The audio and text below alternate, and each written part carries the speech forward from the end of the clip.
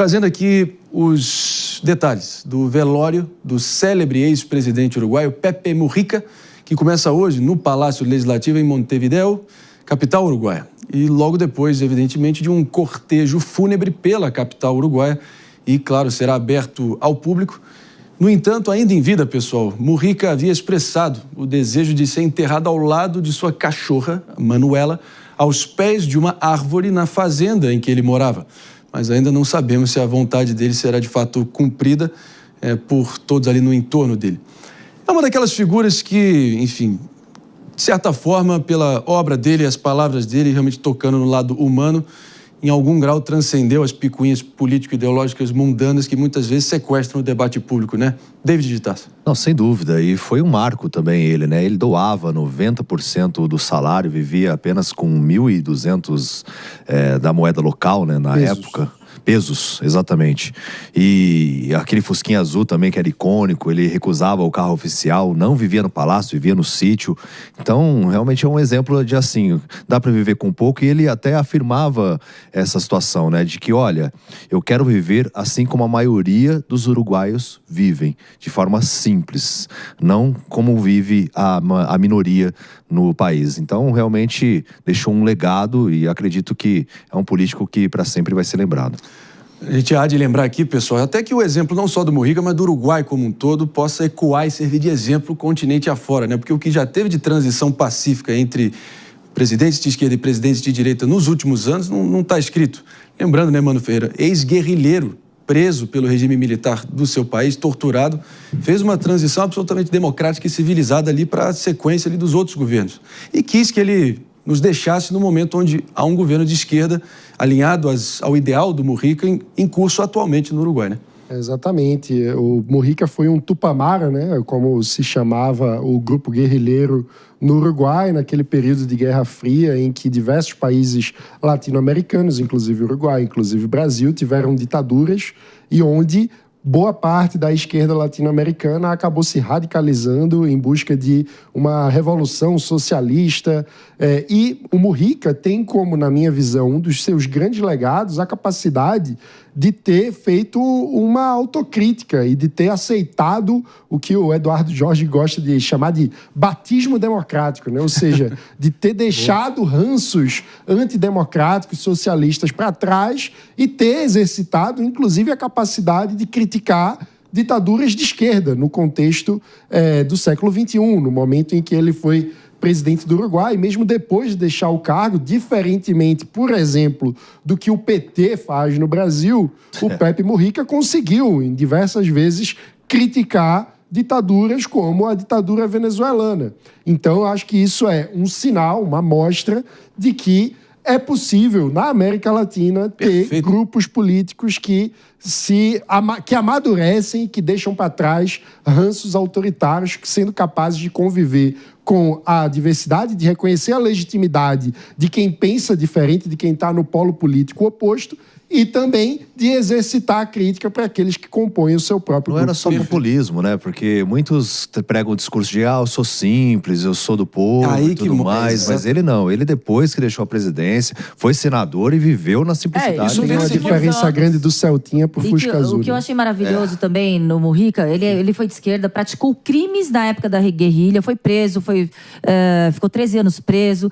E na ONU, quando ele teve a oportunidade, na Assembleia Geral da ONU, ele disse: cometi muitos erros. E muitos erros consequentes do meu tempo. E eu reconheço esses erros. Sim. Ele foi considerado, inclusive, o presidente mais pobre do mundo. E vivia como você acabou de falar, David, vivia da forma como ele pregava, com a simplicidade, realmente se doando ao povo, um agricultor. Então, isso que é nobre, né? Ele saber que aquela situação de sequestros e práticas criminosas utilizadas pelos guerrilheiros eram práticas completamente divorciadas de uma democracia real. E ele falou isso na Assembleia Geral da ONU.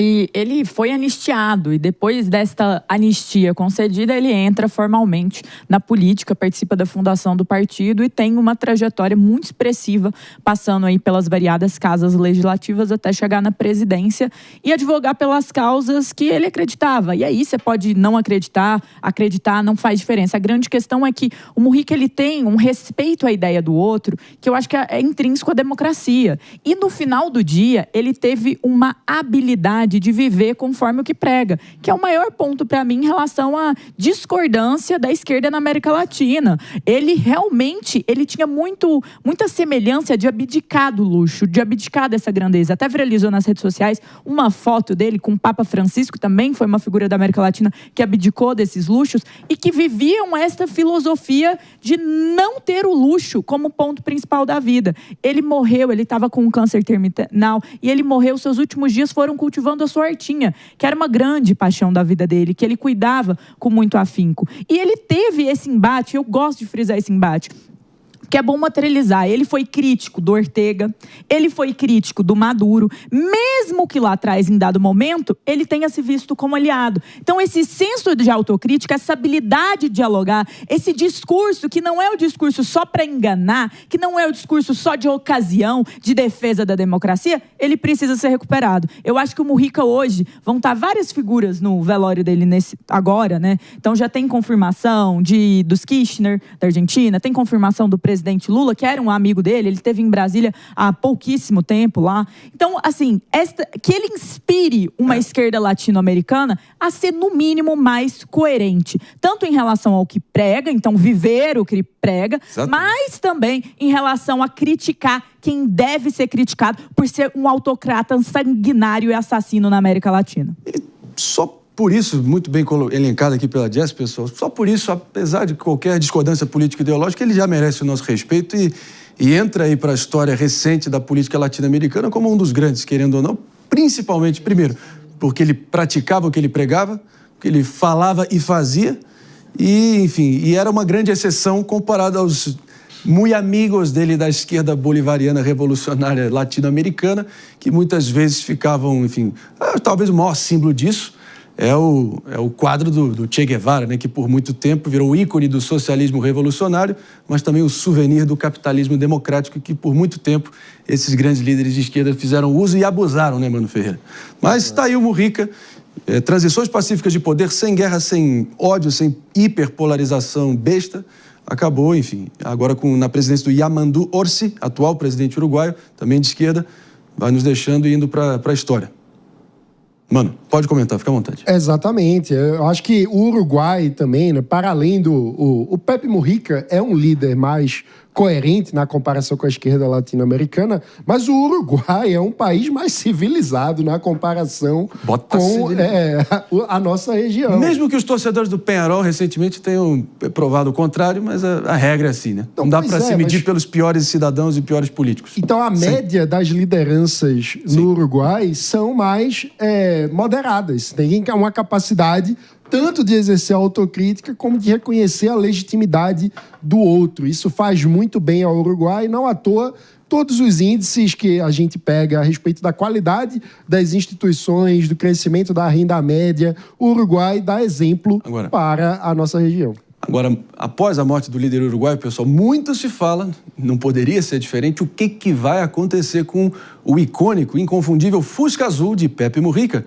Queridinho do ex-presidente, ele já recebeu ofertas milionárias e até 10 caminhonetes em troca do Fusquinha Azul, mas, como no melhor estilo Pepe Mujica, recusou todas as propostas com uma palavra carinhosa, né? Jess Peixoto. David Gitas, quer comentar? Não, é porque as pessoas são apaixonadas por carro e no Uruguai não é diferente, né? Em relação a essa questão do Fusca Azul, ficou icônico porque ele recusava, conforme eu já disse, o carro oficial.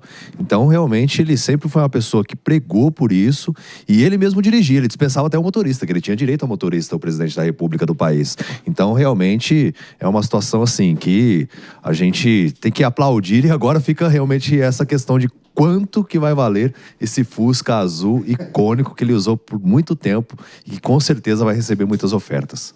Será? Eu acho que, enfim, seria uma maldade aí com o próprio Mujica, a memória dele, né? caso realmente seja vendido aí para qualquer bacanão. Tem que ser... Eu acho que deveria ir pro museu, no Uruguai lá e colocar exposto e falar assim, ó, esse daqui era o Fusca do Mujica. Aí usa até para gerar receita para o Estado. Vai ter uma fila longa de visitação, vai virar um ícone imenso. Hoje o Fusca já vale uma nota, né? Imagina o dele. Imagina.